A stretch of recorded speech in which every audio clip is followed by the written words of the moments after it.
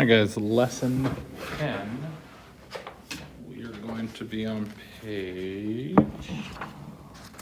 71 in our books. Okay, so different options for solving one equation. So we're doing the same type of stuff. We're still solving equations. They're just going to talk about the different options you can use to solve one equation.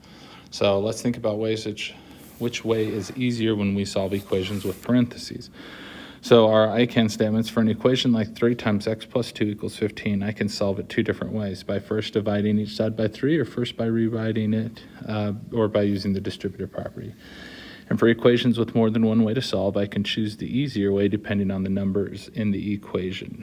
All right, so 10.1, algebra talk. Solve each equation. Well, here we go. So I have 100 times x minus 3 equals 1,000. Okay, so if there's parentheses, to get rid of the parentheses, we've talked about dividing. So I'm just going to divide by the number outside the parenthesis. So we're going to divide by 1,000. So x minus 3, 1,000 divided by 100 is 10. So then to get rid of a minus 3, I add 3 to both sides. X equals 30. All right, so let's do another one.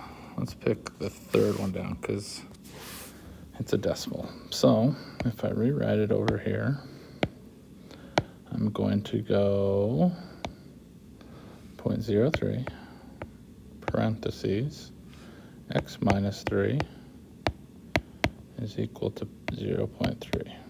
Okay, so there's parentheses, so I'm going to divide again. We're going to divide by the number outside the parentheses, so 0.03. 0.03, oh, not point, yeah, 0.03. So I have x minus 3. 0.3 divided by 0.03 is 10. Then we add 3 to both sides, add 3 to both sides, and x equals 13. And I'm guessing with the rest of these, we'll get 13 for all of them. All right, so let's move on. Analyzing solution methods. 3 students attempted to solve the equation 2 times x minus 9 equals 10, but got different solutions. Here are their methods. Do you agree with any of their methods? Why and why? All right, Noah's method. So Noah has parentheses, and the first thing he did was add a 9 to both sides. So minus 9 plus 9, he says we can get rid of. So then we have 2 times x equals 19, divided by 2 gets 19 over 2. Noah did it wrong because you have to get rid of the parentheses first before you can add or subtract. Okay, so that's what Noah did. Elena, looks like Elena did the distributive property.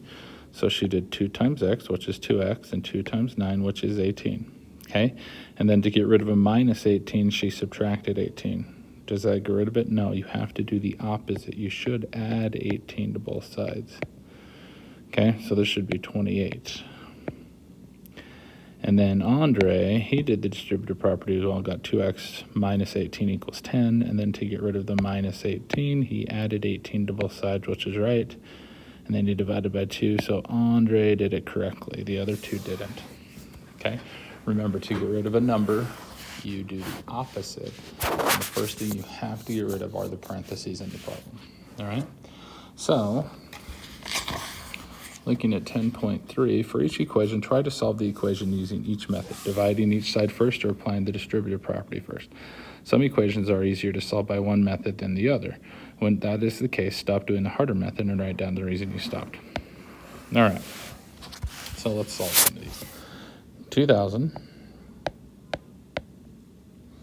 times x minus 0.3 equals 6,000.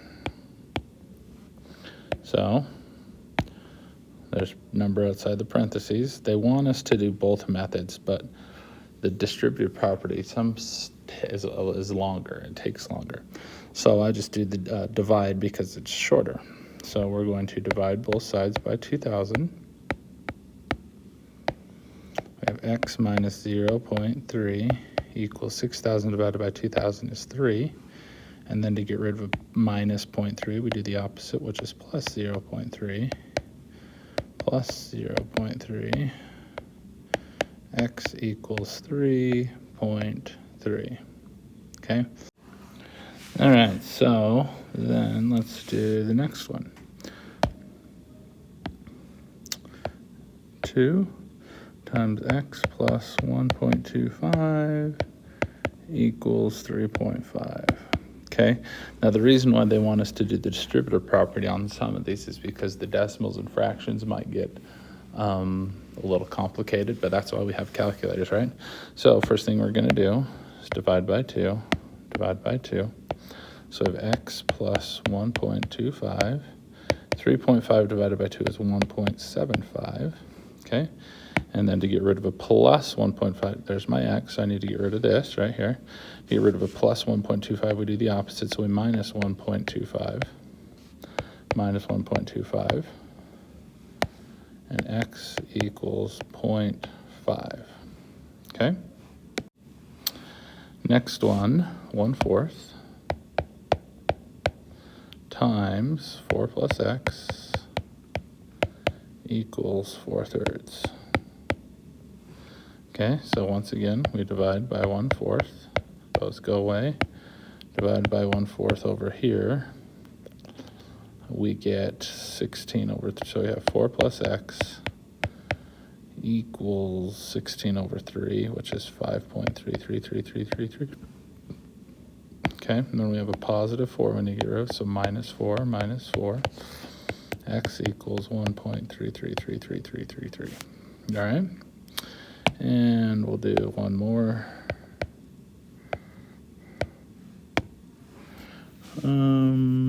Let's do that bottom one, 5.4 equals 0.3 times the quantity of x plus 8. All right, so first thing we're going to do is we're going to divide by the number outside the parentheses. The number outside the parentheses here is 0.3. So we're going to divide both sides by 0.3. So 5.4 divided by 0.3 is 18 equals x plus 8. Okay, now here's my x. I need to get rid of the plus 8. To get rid of positive 8, I minus 8. Subtract it. So 18 minus 8 is 10 equals x. Okay. So the reason why they wanted to do distributive property, like I said, is sometimes you're going to be dealing with decimals or fractions that may get a little complicated. But as long as you have a calculator and you type it in correctly, you should be okay. So looking at the summary, equations can be solved in many ways. In this lesson, we focused on equations with a specific structure. All right. Suppose we were trying to solve, let's see, specific structure and 2 ways to solve them. Suppose we were trying to solve the equation 4/5. 4/5 times x plus 27 equals 16. 2 useful approaches are divide each side by 4/5 or apply the distributive property. In order to decide which approach is better, we can look at the numbers and think about which will be easy to compute. We notice that 4/5 times 27 will be hard because 27 isn't divided by 5, but 16 divided by 4/5 gives us 16 times 5/4, and 16 is divisible by 4. Dividing each side by 4/5 gives us x plus 27 equals 20, and then we minus 7 from both sides. 20 minus 7 equals -7. Sometimes the calculations are simpler if we use the distributive property. So if we have 100 times x plus 0.06 equals 21, we first divide both sides by 100, and we get 21 over 100, or 0.21. If we use the distributive property, we have 100x plus 6 equals 21, and then we divide, or minus 6, we get 100x equals 15, and then we divide by 100, and we get 15 over 100. So either way, we're still going to end up with that fraction of the decimal. It just depends on when you want to start dealing with it, at the beginning of the problem or the end of the problem. As long as you have a calculator, I don't think it really matters. But of course, do whatever method you like better. Okay, on your assignment today, it looks like it's number 3 in Canvas. We're just solving the equations. You got to tell me what the value of x is. Okay, remember you can always send me questions. Send me an email if you have any questions.